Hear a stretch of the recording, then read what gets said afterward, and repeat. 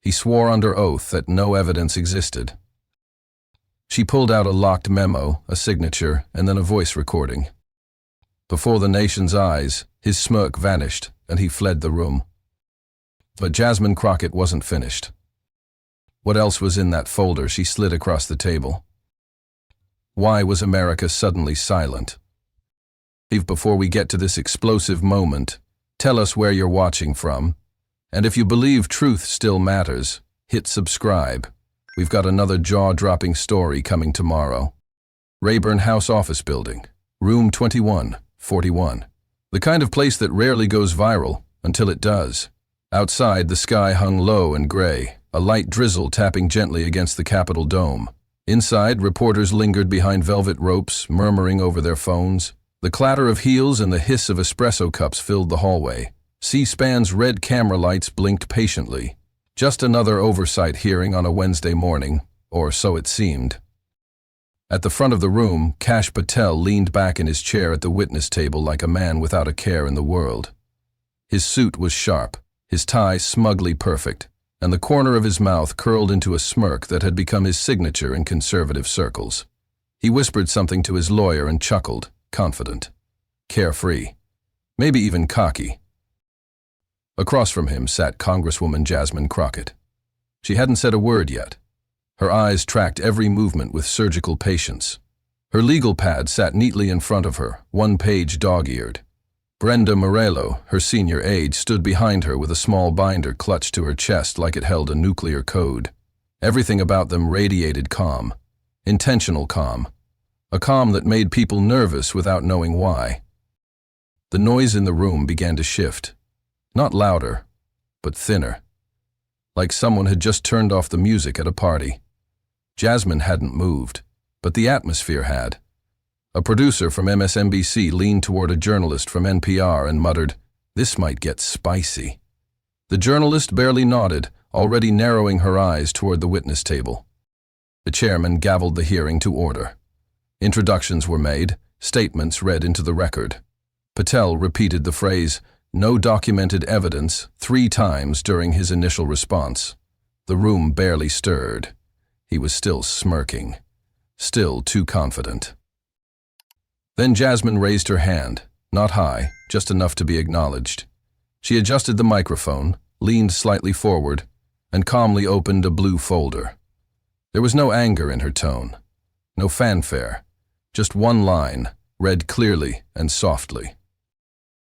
"Mr. Patel, does this memo dated February 3, 2021, bearing your signature and reading Reckon Records remain sealed pending congressional clearance, sound familiar?" Patel's smile faltered for the first time. His shoulders twitched.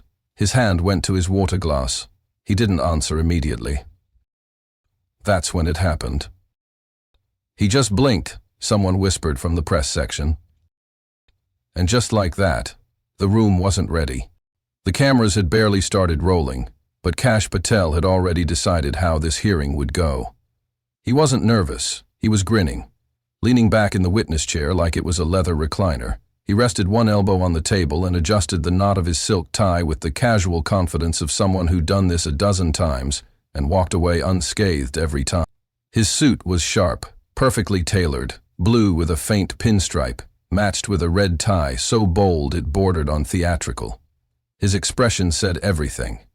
"I've already won." Patel wasn't just a former government official. He was a media-seasoned operator. He knew the rules of political spectacle. He'd served as chief of staff at the Department of Defense, had been involved in some of the most controversial intelligence briefings of the last decade, and had spun each of those into a narrative that played to his base. What others saw as scandal, he framed as strategy. When Congress called him back again and again, he never flinched. He didn't come to explain. He came to endure, to outlast, to twist words just enough to dodge accountability without perjuring himself. The moment he entered the room that day, you could feel him scanning it like a battlefield, identifying allies, calculating optics, waiting for the cameras to find him. And when they did, he smiled. It wasn't the warmth of trust. It was the smirk of someone who believed he knew the ending already. For Patel, hearings were theater, and he was the lead actor. The script? Simple. Stall, redirect, answering generalities, toss in a catchphrase, and above all, never ever show fear. It worked more often than not. Lawmakers would get frustrated, start yelling, overextend, or lose their composure. And that's when he pounced, framing himself as the reasonable one, the victim of a political hit job. Every clipped exchange went viral on right-wing platforms. Every viral moment made him stronger. For Kash Patel, power wasn't in proving innocence, it was in surviving the storm until the news cycle moved on. His strength, though, wasn't just spin. It was his command of ambiguity. He understood policy, but even better, he understood doubt. He could wrap a question in so many layers of jargon, legal nuance, and historical misdirection that by the time a representative pinned him to a fact, they had already lost the thread. He didn't have to tell the truth. He just had to make the truth blurry. And that's what he assumed would happen today. His binder sat in front of him, unopened. It was mostly for show. The real ammunition was in his memory. Headlines, talking points, phrases like witch hunt, deep state, political theater. He'd survived Mueller. He'd outmaneuvered committee after committee. This would be no different. What he hadn't calculated was silence. He hadn't prepared for someone not to yell, not to grandstand, not to interrupt him mid-spin with performative outrage. He hadn't imagined that someone would instead wait, watch, document, and then reveal receipts he couldn't talk around. He believed truth was just a matter of outlasting the question. And that belief, right then, on that rainy Wednesday morning, was his greatest vulnerability. The moment Kash Patel raised his right hand and took the oath, he looked like a man ready for theater, not truth. He leaned back in his chair like it was his living room, eyes gliding past the committee members as if they were background noise. His voice, measured, smug, carried the tone of someone who believed he was still in control of the story. To the best of my recollection, he began, there was no written communication between myself and any White House official regarding the matter in question. A few heads nodded. A few pens stopped scribbling. He let that sentence hang, smug in its ambiguity. Across from him, Congresswoman Jasmine Crockett didn't flinch. She hadn't flinched all morning. No interruptions, no grandstanding, just steady, page-turning silence. She waited until Patel settled into his smugness, then clicked her microphone on and adjusted her glasses with clinical ease. "Mr. Patel," she said calmly, "are you familiar with the March 13th internal memo titled Operational Coordinations, Southern Communications Loop?" Patel blinked. "I don't recall that document." She slid a paper forward on the table between them. One copy for the committee, one for the witness. "Then allow me to refresh your memory." She began reading, word for word. The memo was dated, titled, stamped, and it had Patel's digital signature in the lower right corner. It detailed in explicit language how coordination would be handled internally regarding a national security incident Patel had claimed he had no involvement with. It named Patel 3 separate times. Each reference was direct. Each one contradicted his testimony seconds earlier. The room, until then filled with the casual clicking of laptops and muted coughs, froze. Patel's jaw tensed. His eyes narrowed, darting to his attorney seated behind him. The lawyer didn't speak, but his posture changed. Stiff, alert. Patel's voice cracked slightly. "That memo, if it exists, might have been part of a routine process." Crockett echoed. "It includes specific directives issued under your authority. You claimed under oath that no written communication existed. This document contradicts that." The power dynamic flipped like a switch. Patel was no longer driving the narrative. He was cornered. On camera, under oath, before a committee that suddenly realized this wasn't going to be just another dance of dodged answers and shrugged disclaimers. "I'd like to request a break to confer with counsel," Patel muttered. But Crockett didn't stop. "We'll consider that after you answer one question. Did you authorize or receive this memo?" Patel hesitated. Long enough for the tension to stretch into discomfort. "I'd have to review the full context," he said, his voice suddenly subdued. Jasmine leaned back, tapping her pen softly against the table. Take your time. It's all there. Dated, authenticated, and submitted to the committee under subpoena. The murmur from the gallery returned. Patel had just been pinned and everyone knew it. The trap wasn't dramatic, it was precise, legal, lethal in its simplicity. And it was only the beginning. Patel tried to regroup. He sipped water, adjusted his microphone, and stared straight ahead as if pretending the March 13 memo wasn't still sitting in front of him like a live grenade. But Jasmine Crockett wasn't finished, not even close. She didn't raise her voice. She didn't smirk. She simply flipped the page on her legal pad and said, "Let's move to Exhibit D, your encrypted messages from Signal and Proton Mail, dated between March 10 and March 16. Patel blinked rapidly. She tapped her pen lightly. These screenshots, Mr. Patel, were obtained via court-authorized access to communications between you and a third party who has since complied with our inquiry. The screen behind her lit up. It was subtle, almost cinematic. A split panel of smartphone screenshots with timestamps and subject lines, all linked to Patel.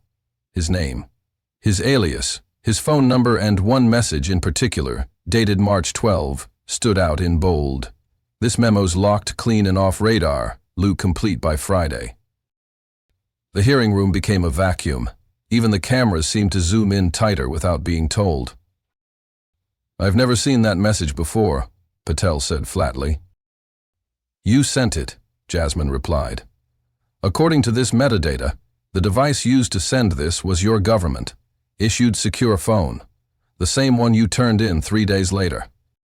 Patel stiffened. His fingers curled around the edge of the witness table. This is out of context. Crockett nodded. That's why we included the full chain, Mr. Patel. She turned to the chairman, who authorized the screen to scroll. A dozen more messages followed, each one more damning than the last. Mentions of clearing comms, delay drop, and a line that simply read, "No paper, just loopback, all dated, all traced, all verified." His attorney leaned forward and whispered something. Patel waved him off, frustration beginning to boil. Is this the tone you'd use if this were a smear job? Jasmine asked, referencing one message signed with his full initials and a time code linked directly to his DC location. Patel lashed out. This is a smear job. That memo was taken out of context. These texts mean nothing without... Jasmine raised her hand calmly. Then explain them. He faltered. This is an attempt to assassinate my credibility because I served in a prior administration. No, she replied. This is an attempt to understand why your sworn testimony conflicts with time-stamped digital records. The gallery stirred. Reporters tapped rapidly. Aides exchanged glances. It wasn't just the evidence. It was the unraveling. The defense had been arrogance. The counterattack was denial, but neither could stand against Crockett's evidence, which she delivered with the calm certainty of someone who knew the truth would eventually do the talking. Patel leaned back, eyes darting across the committee. His voice lost its edge. There's more to this. There always is, Jasmine said. And we'll be going through all of it, under oath. The silence that followed wasn't empty. It was charged. The moment of detonation had passed. What came next was aftershock. The chairman leaned into his microphone, his voice firm now. Mr. Patel, you are reminded that you are under oath. Any intentional misrepresentation of fact is subject to legal consequence, including charges of perjury. Kash Patel sat rigid, lips pressed tightly together, but his eyes betrayed panic. He no longer looked amused. Gone was the man who entered the room with a smirk and tailored confidence. Now, he looked like someone counting exits. Jasmine Crockett didn't gloat. She didn't need to. She calmly reached for a red folder, thicker than the last. Her voice barely above a whisper, she said, "Before we recess, I'd like to enter into the record a chain of communications from March 14 obtained through lawful subpoena, referencing a second draft of the memo Mr. Patel denied existed." She opened the folder slowly. The top page was a printed email, subject line, Revised Intel Summary, Final Draft. It was sent at 2:13 a.m. from Patel's encrypted email to a private consultant flagged by the committee's cybersecurity investigators. Time-stamped, tracked, confirmed. Chairman's gavel tapped once. Mr. Patel, would you like to respond to this? Patel didn't answer. He didn't even look up. Instead, he muttered to his lawyer, then, abruptly, stood. The chair screeched against the floor. His microphone was still live when he said, "I'm not doing this circus." Mr. Patel, the chairman snapped, "you are not dismissed." But Patel was already halfway out. He disconnected his mic pack, tossed it on the table, and stormed past the press line without so much as a glance back. Cameramen scrambled to follow him. Flashes burst like lightning strikes. Someone gasped audibly in the gallery. Crockett remained seated, eyes steady on the chair Patel had just vacated. The chairman called for order. "This hearing is in recess until further notice." As staffers moved to unplug equipment, Jasmine calmly collected her folders. Her aide, Brenda Moreno, leaned in and whispered, "He cracked." Jasmine didn't smile. She just nodded and tapped the final red folder still unopened at her side. "We're not done," she said quietly, more to herself than anyone else. Outside, chaos unfolded. Reporters ran for the Capitol steps. Microphones were shoved toward Patel's retreating back, but he said nothing. His lawyer barked no comment. Cable news broke live into coverage. Anchor voices climbed in urgency. "You're watching what appears to be a mid-hearing walkout. Kash Patel has just left the Rayburn building in the middle of sworn testimony." Inside the chamber, the energy shifted. Crockett's colleagues looked stunned, then awed. One of them leaned over and whispered, "That was clinical." But Jasmine just stood, gathered her documents, and exited without fanfare. The confrontation was over, but its consequences had only just begun. The moment Kash Patel stormed out of the hearing room, the internet lit up like a match tossed into dry brush. Within 20 minutes, TikTok users were slicing together side-by-side footage. Patel stumbling through denials. Patel stumbling through denials. Patel tearing off his mic and walking out mid-question. Then came the frame that froze time. Jasmine Crockett, seated, head slightly tilted, her pen resting quietly on her yellow legal pad. She didn't gloat. She didn't smirk. She simply waited. The hashbags began to stack up like digital verdicts. Crockett cooked. Patel panics. Silence wins. What struck people most wasn't the documents, though those would come later. It was her composure. In an era where shouting passed for strength, Crockett's restraint cut louder to match Patel's tantrum. College students reposted the clip with captions like, even teachers began using the exchange in government classes, asking students to break down the hearing structure, analyze the power dynamic shift, and reflect on why Crockett never once raised her tone. Then the comedians got hold of it. One skit showed a game show called Who Wants to Perjure Themselves, with Patel as the contestant buzzing in too early. Another viral short played dramatic music over Patel's retreat, contrasting it with an almost monk-like stillness from Crockett. The final shot zoomed in on her legal pad, with the caption, "She's got receipts." MC cut together a montage, Patel arriving cocky, the moment Jasmine read the March 13 memo, the tremor in his voice, the deflection, the snap. Then, Patel's sudden departure overlaid with Crockett's final words, "We're not done." That line became its own rallying cry. Activists posted photos at rallies holding signs with the phrase in bold lettering.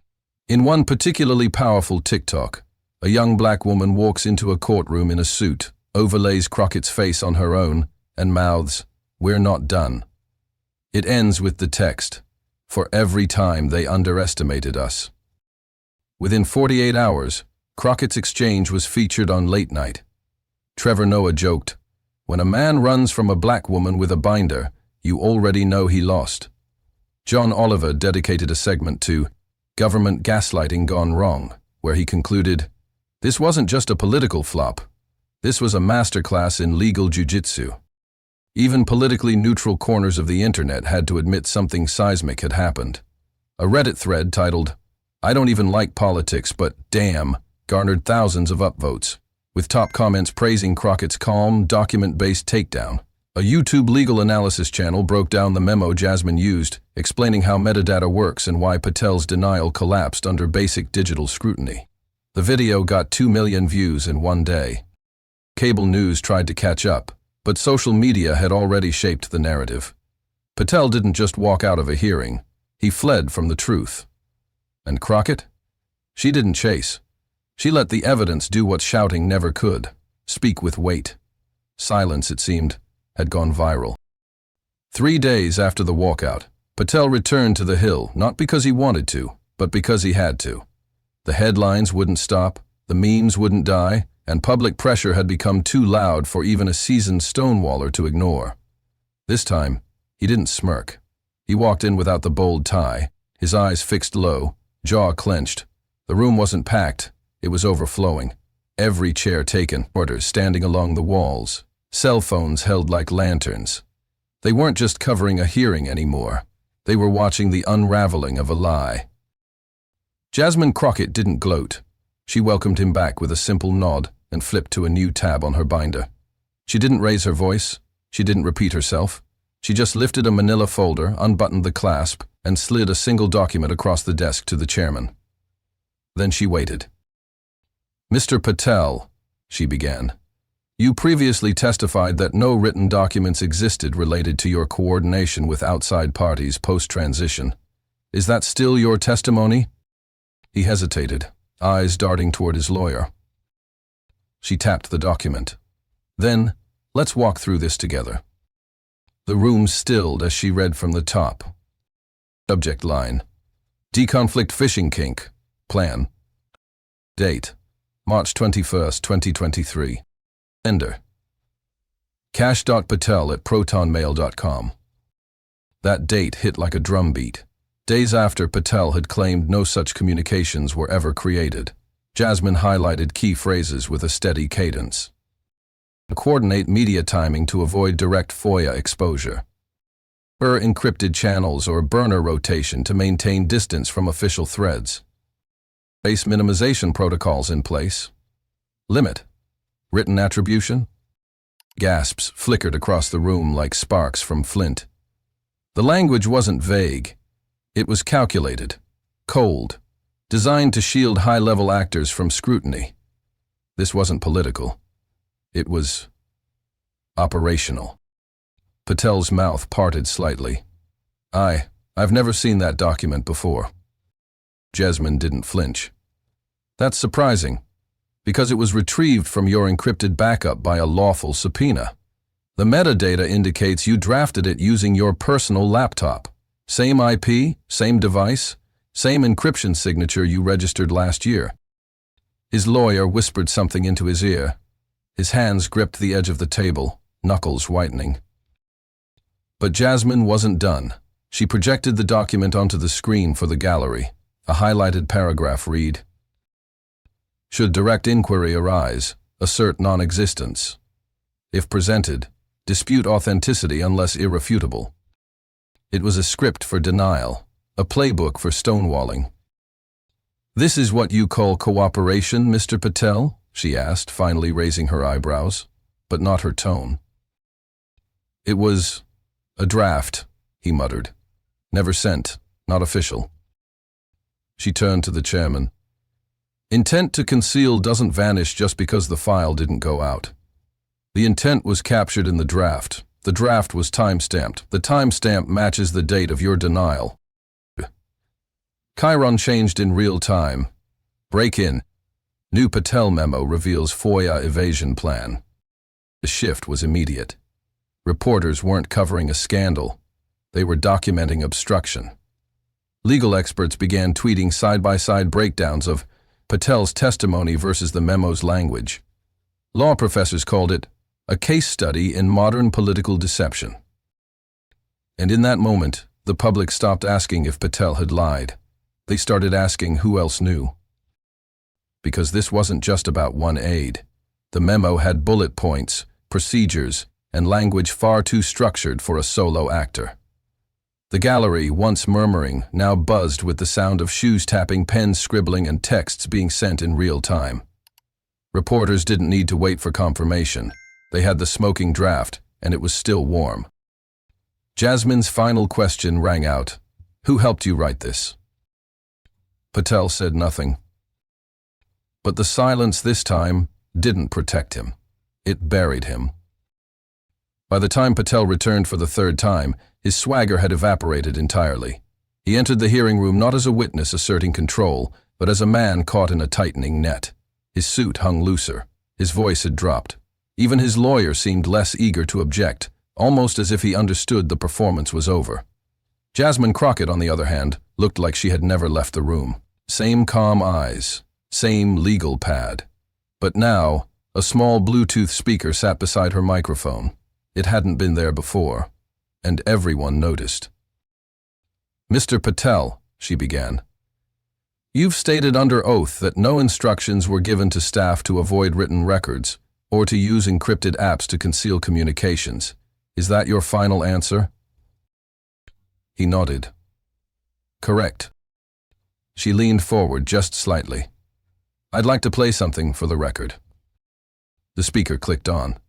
Static, then a pause. Then the unmistakable sound of Kash Patel's voice filled the room.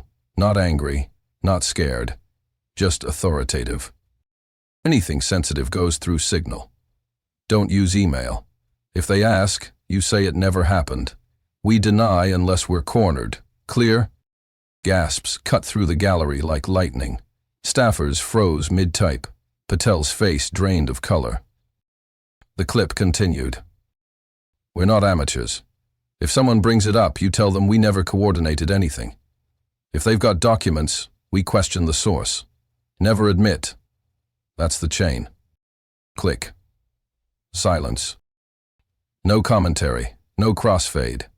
Just the brutal truth in Patel's own voice, speaking as if the room he was in would never exist. He shifted in his seat. That's taken out of context." Jasmine's expression didn't change.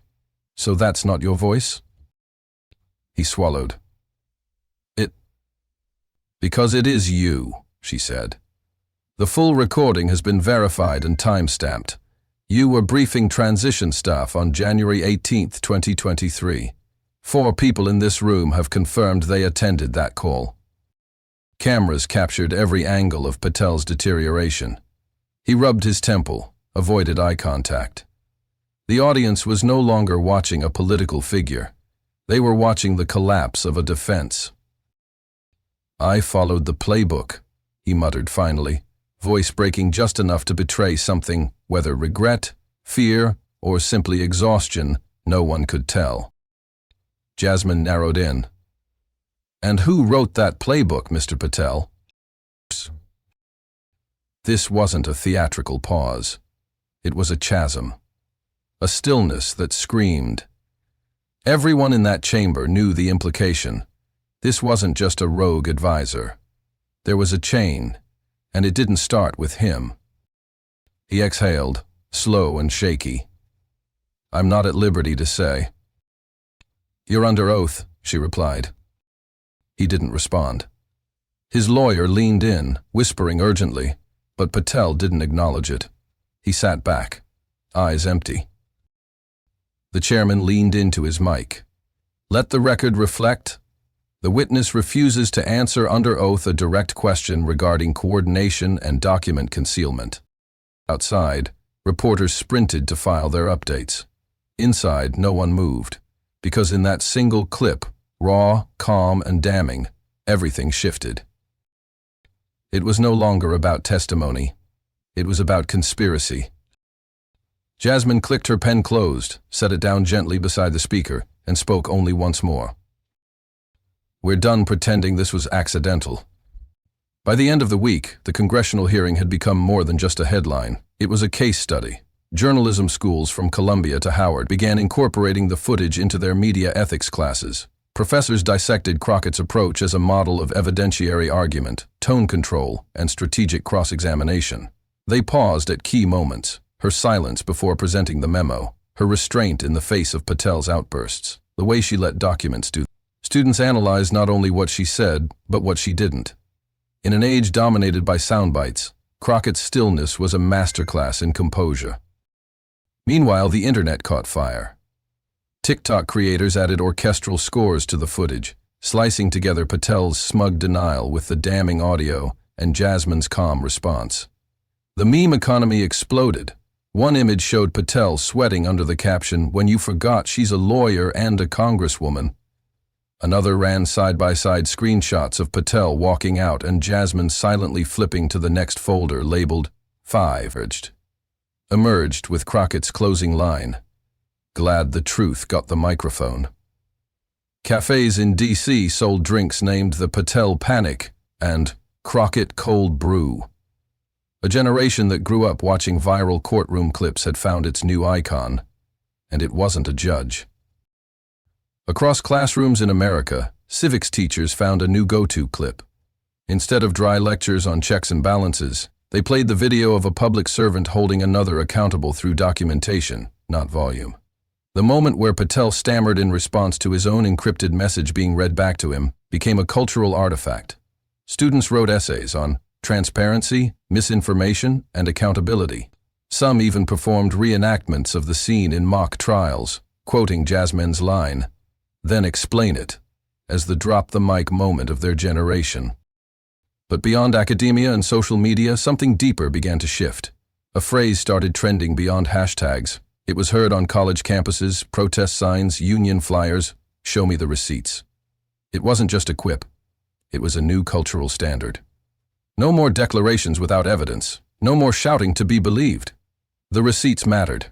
Jasmine's calm assertion of facts backed by meticulous preparation had redefined what strength looked like in political debate. Late-night comedians capitalized, of course. Patel became the punchline in monologues, compared to a magician caught palming the card. But even in satire, there was respect for what had happened. The crowd didn't just laugh at Patel. They applauded Jasmine. In a political climate often defined by noise and fury, she had made calm feel revolutionary. One show aired a segment titled "Silence Wins the Weak Crockett Cook," closing with her phrase looping softly in the background, "Glad the truth got the microphone." The public began to reevaluate what power looked like. It wasn't volume. It wasn't bravado. It wasn't finger-pointing or name-calling. It was a legal pad, a quiet voice, and a document that didn't blink. That week, America didn't just watch a hearing. It witnessed a reset. The Department of Justice never released a flashy press statement, but quietly, without cameras, a new folder was opened inside the office of the Inspector General. It carried the simple title, "Testimony, Patel, March 13th. By Friday, subpoenas had been drafted. Staffers who once thought their encrypted chats were invisible were now lawyering up. The Zoom call Jasmine had played, previously dismissed as office chatter, was suddenly evidence in a federal perjury investigation. The phrase, "deny unless cornered," took on new legal weight. Democratic leadership seized the opportunity. Speaker Jeffries released a statement praising Crockett's unyielding commitment to truth and public accountability. Senators began referencing her performance in floor speeches about transparency legislation. In campaign ads, the line, "Glad the truth got the microphone," became a rallying cry, paired with Crockett's still image behind the committee bench. Strategists across the country updated their playbooks. Facts weren't just effective, they were back in fashion. Progressives rallied, celebrating the victory as a cultural and ideological win. They saw Crockett's takedown as proof that confrontation could defeat chaos. Even centrist Democrats, often hesitant to wade into controversy, aligned themselves with the viral hearing. The message was safe, unifying. We don't need to yell. We just need the truth, the law. But the fallout wasn't just blue. Republicans found themselves split. Some hardliners called Crockett's presentation manipulative patriotry, accusing her of ambushing Patel with private documents. But a growing chorus within the GOP wasn't buying it. Privately, aides admitted the memo and audio clip had been damning. One moderate senator told Politico off the record, "It's not just that Patel looked unprepared, it's that he thought he'd never be challenged." Right-wing media faced a dilemma. Some attempted to deflect, blaming the deep state, suggesting the documents were planted. But the receipts were clean. Unaltered metadata, unedited clips, time-stamped memos. It wasn't spin anymore.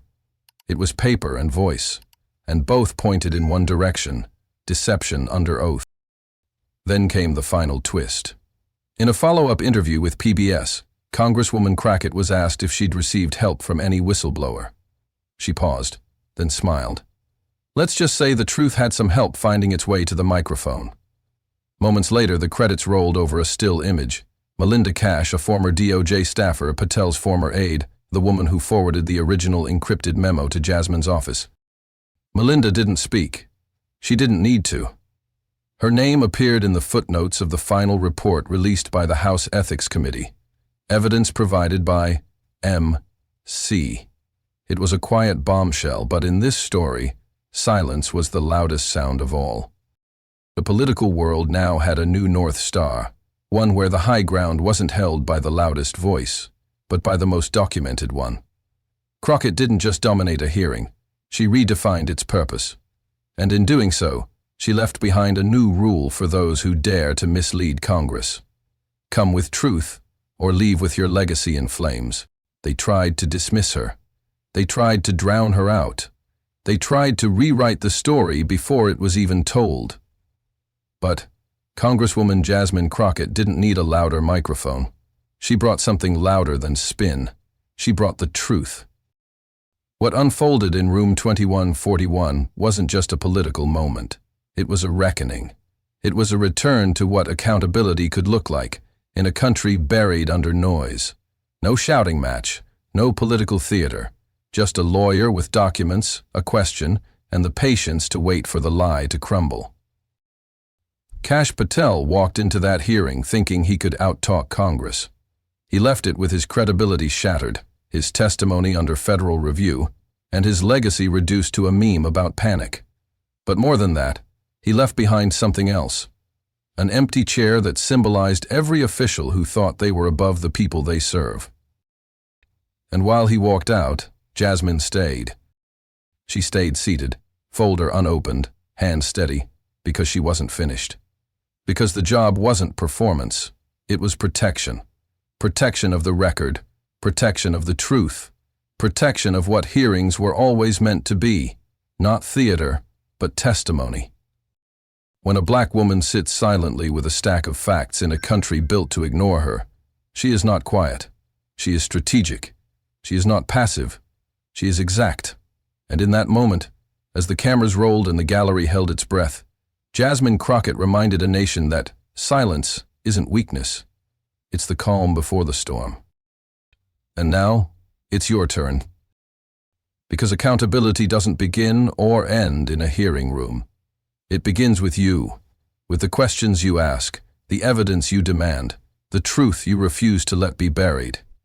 It begins in every town hall, every ballot box, every press conference, where someone shrugs off responsibility and hopes no one's paying attention. They're counting on your silence. Give them your receipts. If you were moved by what happened in this video, if you saw yourself in the calm, in the clarity, in the refusal to be intimidated, then don't stop here. Subscribe to this channel. Share this story. Post it, quote it. Talk about it in your classrooms, at your dinner tables, in your meetings. Because the moment that broke him wasn't the document. It wasn't even the audio. It was the fact that someone refused to let the lie stand and brought proof to back it up. Jasmine Crockett didn't just expose a lie. She made truth go viral. And now the baton passes to all of us who watched it happen. This is the Agora Files, and we don't do sound bites. We do receipts. If you want more stories like this, where power is challenged, silence becomes strategy, and truth is documented, click subscribe. Hit the bell. Because every week we bring you what others won't, the full context, the real facts, and the stories that shake the system. Thank you for watching. And remember, they can spin a narrative, but they can't spin a paper trail. We'll see you next time, where truth, once again, takes the mic.